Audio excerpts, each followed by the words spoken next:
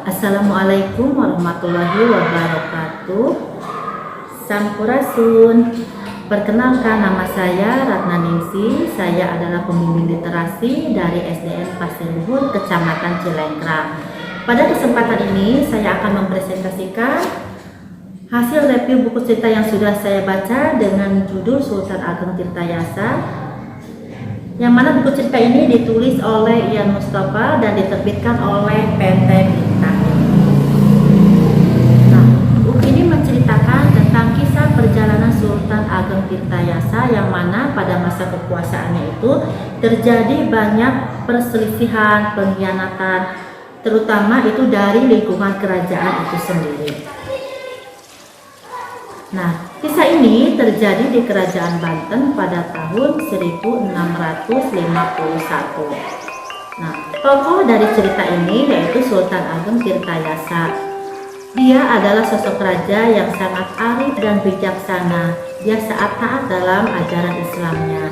Dia sangat disukai oleh rakyat Banten.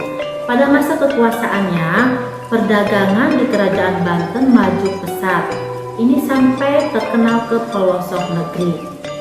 Sultan Ageng Tirtayasa ini mempunyai dua orang putra, yaitu Abdul Kahar dan Purbaya. Nah, berbeda dengan ayahnya, sosok Abdul Kahar ini tidak disukai oleh rakyat Banten karena dia tidak taat dalam melaksanakan ajaran Islam. Dia sosok yang sombong, arogan. Intinya dia tidak disukai oleh rakyat Banten. Nah, pada saat itu Abdul Kahar diberi kepercayaan oleh ayahnya, yaitu untuk mengurus kepentingan dalam negeri kerajaan. Nah, Abdul Kahar karena dia tahu bahwa dirinya tidak disukai oleh rakyat Banten, dia berusaha untuk menarik perhatian rakyat Banten dengan cara pergi ke Tanah Suci. Nah, pada saat Abdul Kahar di Tanah Suci itu, di kesempatan itu diambil oleh rakyat Banten untuk menggantikan posisi Abdul Kahar oleh Purbaya. Nah, pada saat Abdul Kahar pulang dari Tanah Suci dan dia tahu bahwa kedudukannya sudah digantikan oleh Purbaya, dia merasa sakit hati dan terhina.